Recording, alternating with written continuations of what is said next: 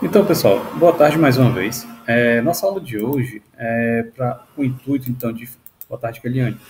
O intuito da gente finalizar o assunto sobre os eumintos. Na aula passada a gente falou de dois eumintos bem importantes que podem acometer os seres humanos, e hoje a gente vai finalizar falando sobre também outros dois eumintos. Esses eumintos também podem ser bem comuns e podem causar sérios danos à saúde quando em parasitose nas pessoas. A gente tem a nossa aula de hoje, né? Eumintos. A gente vai falar dos eumintos da classe Trematoda e Cestoda, que são dois. A gente vai falar do Schistosoma mansoni, que é da classe Trematoda, e da Tênia, que são da classe Cestoda. Esses indivíduos aqui podem causar sérios danos à nossa saúde. Boa tarde, Sara. Deixa eu fazer aqui só aqui. Esses indivíduos, pessoal, eles são também eumintos, certo? Eles são vermes. Esses dois aqui já não são vermes cilíndricos, como a gente viu anteriormente. Esses aqui já são vermes achatados. No caso, eles são então ditos como plateumintos. Os outros, então, como nemateumintos, porque eram vermes, então, cilíndricos. Boa tarde, Amora. Amora, qual é o seu nome? Estou falando no chat, beleza. Então, pessoal, inicialmente a gente vai falar aqui da classe Trematoda, né? Que corresponde então, à espécie Schistosoma mansoni. Essa espécie, pessoal, o Schistosoma mansoni, ele compreende parasitas que vivem em vasos sanguíneos, certo? Ele vive em vasos sanguíneos, tanto de mamíferos como também aves. Esses aqui, diferente dos outros que a gente vem falando ao longo da disciplina, que vive no intestino, esses aqui já ficam nos vasos sanguíneos. Só que o vaso sanguíneo próximo, então, também do intestino. A classe Trematoda, ela tem algumas espécies de importância médica, como, por exemplo, o Schistosoma mansoni, o Schistosoma já com o Schistosoma mecongue, Schistosoma o esquistossoma. E qual a diferença entre eles? A diferença é os locais onde eles são encontrados. Esses aqui acima geralmente são encontrados na região da Ásia e Oriente Médio. Já esse aqui, o esquistossoma mansoni, ele pode ser encontrado na região aqui, ó, em vermelho, como a gente pode observar, a região aqui da continente africano, e algumas partes aqui também do Oriente Médio. E também a gente pode observar a presença aqui nessa região aqui no Brasil. Esses indivíduos, pessoal, eles, quando em parasitose, eles vivem ali nos vasos sanguíneos. Tá certo, Lívia. Eles vivem ali no nosso intestino, perdão, nos vasos sanguíneos, próximo ao intestino, e podem causar sérios danos à nossa saúde, porque a presença deles podem causar uma reação inflamatória no nosso organismo e pode causar uma debilidade nas nossas funções metabólicas. Então, pessoal, o nome, então, Schistosoma mansoni, esse nome do gênero, no caso, esquisto, ele deriva do nome deixa eu apagar aqui. O nome, então, esquisto quer dizer fenda e soma corpo. Ou seja, o corpo do indivíduo é em formato de fenda. A gente observa aqui, ó. Esse indivíduo aqui, ele é um macho, certo? Esse macho, ele tem tem essa fenda aqui, ó. Essa fenda é onde a fêmea vai ficar, então, inserida, albergada. Eles vão ficar unidos dentro dos vasos sanguíneos, por exemplo, dos seres humanos, e ali a fêmea e o macho ficam acasalando, produzindo ovos. A gente observa, então, que também esses indivíduos, ele tem uma presença de aqui é uma ventosa oral, e a outra aqui, a ventral. Essas ventosas são utilizadas para fixação nos vasos sanguíneos e o alimento, boa tarde, Patrícia, e os nutrientes que eles precisam adentro no organismo dele através de absorção, porque as células boa tarde, Kevin, porque as células dele são bem, vamos dizer assim, poucas justapostas, né? Tem poucas camadas de células, e os nutrientes conseguem, então, entrar facilmente pelo organismo do parasita. Deixa eu fechar aqui. Botar aqui o zoom.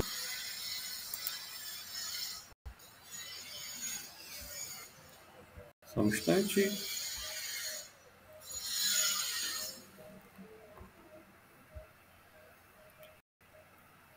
Pronto, vamos ver aqui. Limpa aqui, fecha. Então, esses indivíduos, eles apresentam as morfologias, né? Estágios evolutivos do parasita. Esses parasitas, eles podem ser tanto ter o macho, como ter a fêmea, certo? Como a gente observa aí na imagem, o macho, ele é bem maior do que a fêmea. E o macho, ele tem a característica do seu corpo em formato de uma fenda, onde a fêmea, ela vai ficar então ali albergada e produzindo, eles vão ficar então acasalando e produzindo ovos. Esses ovos, a gente observa aí também na imagem, ele é bem característico. Ele tem um formato então de uma espícula, certo? Essa espícula, ela é característica desse parasita, do ovo do Schistosoma mansoni. Já observa que esse ovo, ele tem assim, então, essa espícula que a gente identifica facilmente que é o ovo do Schistosoma mansoni.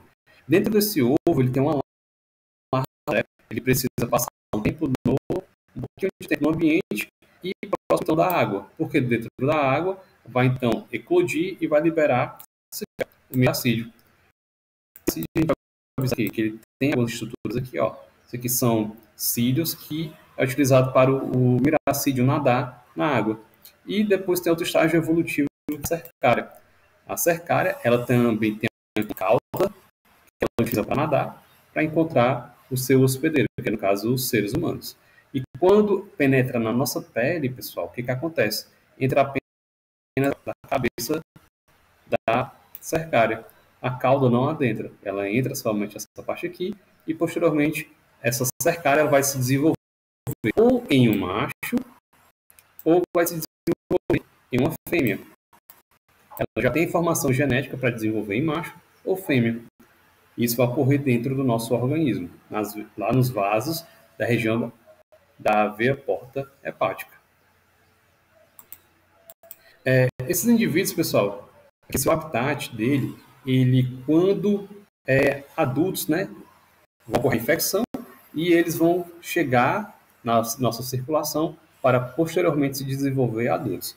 Quando eles são adultos, jovens, eles vão se encontrar mais ou menos aqui, ó, no nosso organismo, né, a região da veia do sistema hepático, certo?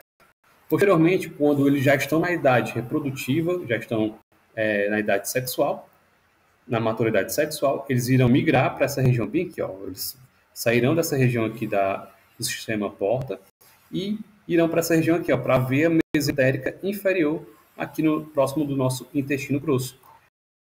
Vai ficar o macho e a fêmea acasalando e a fêmea produzindo ovos. Aí você deve estar se perguntando, e esse ovo, como é que ele vai chegar no intestino?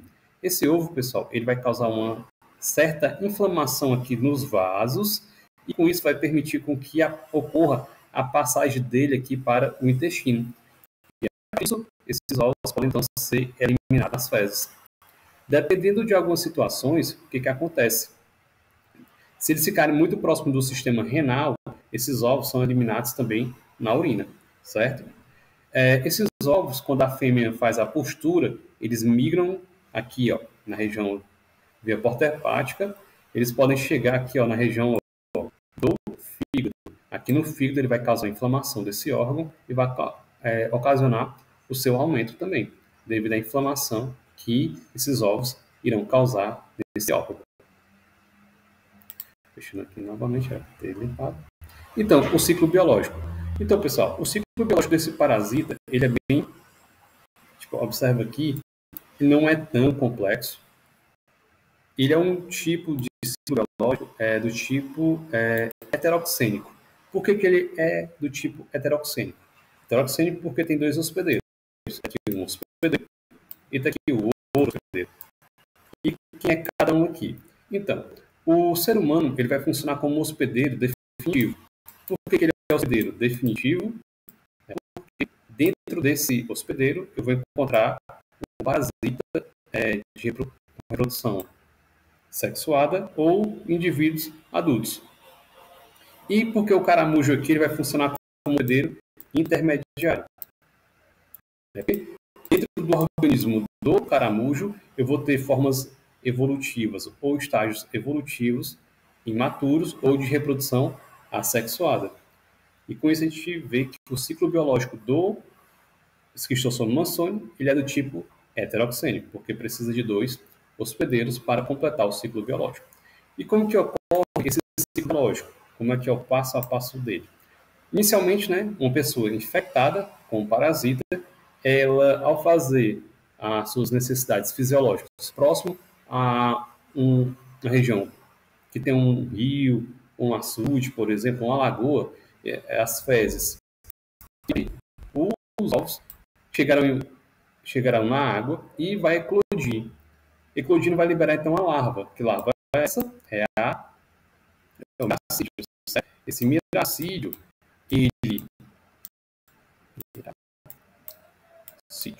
esse miracídio, pessoal, quando ele está na água e tem a capacidade de nadar, ele vai encontrar o seu hospedeiro. No caso aqui, o caramujo, certo? Ele vai então infectar o caramujo. Se não tiver o caramujo nessa lagoa, por exemplo, o parasita ele não vai conseguir terminar o ciclo biológico. Por isso que é importante em procedimentos de controle de infecção, se eu sabendo quem é o hospedeiro, por exemplo, aqui, que funciona como hospedeiro intermediário, eu posso então tentar eliminar esse e, consequentemente, acabar a transmissão da doença. Porque se não tiver o hospedeiro aqui, nesse caso, intermediário, o parasita não vai terminar o seu ciclo biológico. Então, ele chegou e infectou seu hospedeiro, né? O que aconteceu depois? E dentro desse hospedeiro, ele vai sofrer diferentes processos de divisão até virar essa... Vem aqui, ó. Ele vai levar quem? A cercária.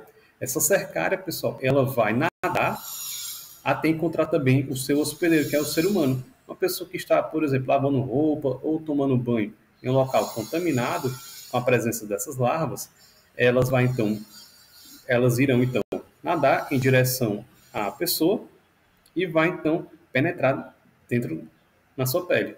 Depois o que é que vai acontecer? Ela vai cair na circulação sanguínea, vai se transformar em outra forma evolutiva, que é o esquistossômulo, e depois esse esquistossômulo aqui na região porta hepática, ele vai se diferenciar ou em um indivíduo macho ou em um indivíduo fêmea. E com isso temos então o ciclo biológico completo da parasitose, no caso aqui do esquistossoma mansoni. Esse parasita, pessoal, ele causa algumas patogenias, né? Quando dentro do nosso organismo. A primeira patogenia que ele causa é a cercária. A cercária, quando ela penetra na pele da pessoa, ela vai causar uma dermatite, uma inflamação da pele da pessoa. A gente observa vários locais avermelhados na pele da pessoa,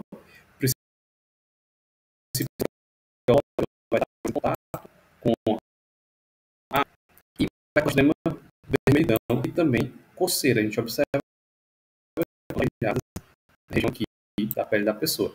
Isso vai causar uma extrema coceira. Isso já é um indicativo inicial que aquela água possa estar contaminada. Posteriormente, o que pode acontecer? Outro tipo de patogenia que ocorre no nosso organismo. Os parasitas aqui, talvez outra vez. Os parasitas aqui, pessoal, os adultos, eles, quando o nosso organismo, eles tentam não chamar a atenção do nosso sistema de defesa, né? Nosso sistema imunológico. Eles só irão mesmo causar alguma manifestação clínica quando mortos. Quando não consegue eliminar eles, ou eles morrem, ele vai causar uma reação inflamatória local. Isso pode causar, então, algum processo de doença na pessoa. A pessoa pode apresentar febre ou outro comprometimento no fisiológico. O parasita também, os ovos, eles dependem muito da quantidade de ovos que estão presentes. Ou seja, depende muito da quantidade de parasitas, ou seja, de adultos, tanto fêmeas como macho, presente dentro da pessoa. Quanto mais parasitas, mais ovos vai ser produzidos e, consequentemente, maior vai ser a patogenia causada pelo ovo. O que acontece? Esse ovo, pessoal, no nosso organismo, ele estimula o nosso sistema imunológico. O que vai acontecer? Nosso sistema imunológico vai reconhecer esse ovo como algo estranho e vai envolver ele com células de defesa. O que vai acontecer? As células de defesa vão envolver ele aqui, ó, envolvendo ele, e vão aumentar em tamanho. Isso pode aumentar até 10 vezes o normal. Isso pode causar inflamação onde o ovo está inserido. Aí você imagina, tem grande quantidade de ovos, por exemplo, no fígado. Esse fígado vai aumentar em tamanho, na decorrência da resposta inflamatória. E quando também esses ovos estão ali presentes na região do intestino, né, na região ali da via mesentérica, ele pode causar inflamação também ali e pode causar algum tipo de hemorragia. A pessoa pode apresentar fezes com presença de sangue.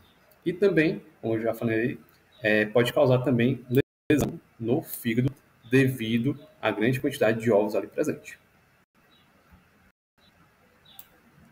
Deixa eu fechar aqui. Passar para o próximo slide. Então, pessoal, essa doença ela é conhecida popularmente como barriga d'água. Ela vai causar um aumento exagerado tanto do fígado como também do baço, que são dois órgãos que temos na região do nosso órgão, próximo do nosso intestino. Para vocês se localizarem, o baço ele fica na região esquerda e o fígado na região direita, aqui próximo do nosso estômago. Se vocês pegarem com a sua mão, próximo aqui o estômago, do lado direito fica, então, o fígado e do lado esquerdo temos, então, o baço. A patogenia, pessoal, da doença, ela é dividida em duas fases, a fase aguda e a fase crônica. Qual a diferença entre elas? A aguda é logo após ao contato com o parasita, e ela envolve algumas fases. A fase aguda tem a fase pré-postural, ou seja, quando ocorreu os indivíduos já estão adultos e ainda a produção então de ovos. É pré-postura, ou seja, adultos estão ali presentes, mas não estão produzindo ovos ainda. A infecção ela pode ser assintomática, ou seja, a pessoa não sentir nenhum sintomas, sintomáticas. Isso geralmente ocorre de 35 dias da infecção inicial, daquela coceira que a pessoa teve, por exemplo, nas pernas, ao nadar em um local contaminado. E qual seria, então, essa sintomatologia? Mal-estar, a pessoa pode ou não ter febre, ela vai apresentar dores musculares, desconforto abdominal e uma lesão hepática, causando hepatite, então, inicial aguda. Quando ocorre, então, a fase aguda da doença, geralmente em 12 dias daquela infecção inicial e pode ser 20 dias. O que vai acontecer nesse tempo? A pessoa vai apresentar febre, vai apresentar sudorese, que é extremo suor, ela vai ter emagrecimento, diarreia e um aumento leve tanto do fígado como também do baço. Porque então aqui, ó, hepato, então, que é fígado, espleno, quer dizer o baço, megalia, que é aumento então desse órgão. Vai ter um leve aumento tanto do fígado como também do baço.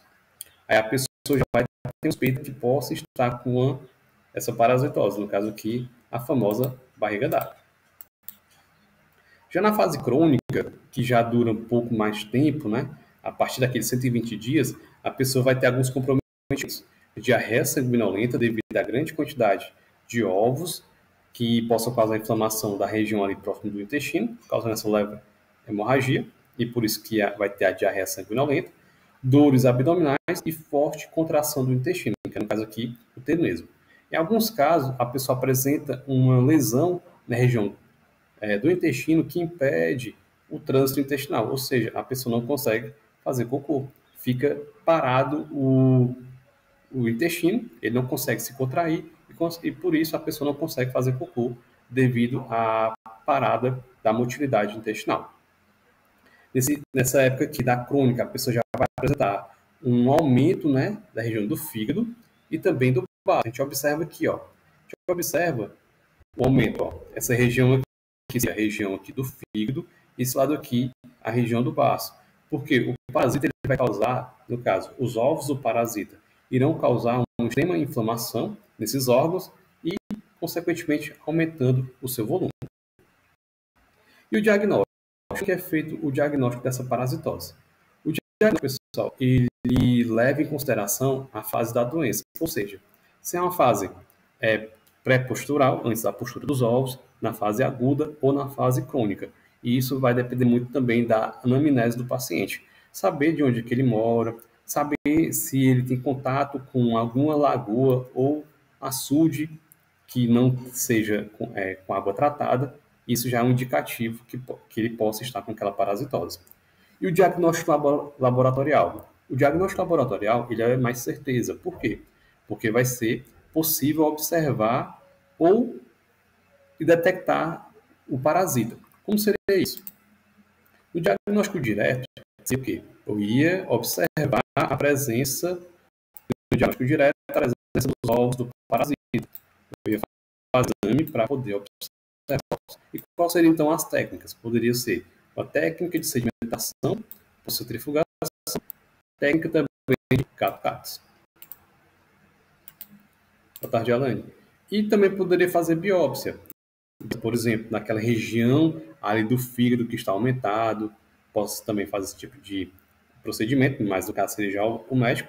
E também, em alguns casos, uma raspagem da mucosa retal, porque tem vezes que esse ovo não é eliminado nas fezes, mas o paciente apresenta aquela inflamação da região intestinal. Isso é bem indicativo dessa parasitose. Com isso, pode fazer uma raspagem da mucosa retal para poder colher algum ovo que está ali, então, aderido. E eu posso também fazer um diagnóstico indireto. O diagnóstico indireto, pessoal, é o quê? É para fazer a pesquisa do corpo que a gente produz para esse parasita. Ou seja, a gente só vai produzir esse anticorpo se a gente tiver parasita. Isso é, então, um exame indireto. Não vou observar os ovos, e sim apenas uma resposta imunológica contra o parasita, né? No caso aqui, é a presença dessa resposta imunológica. Aí com isso eu vou fazer então imunodiagnóstico. Esses são exames mais caros e pode então detectar esse parasita. Aqui. E com isso a gente finaliza esse primeiro momento da aula. Eu vou dar o pause aqui para a gente dar continuidade com outro vídeo.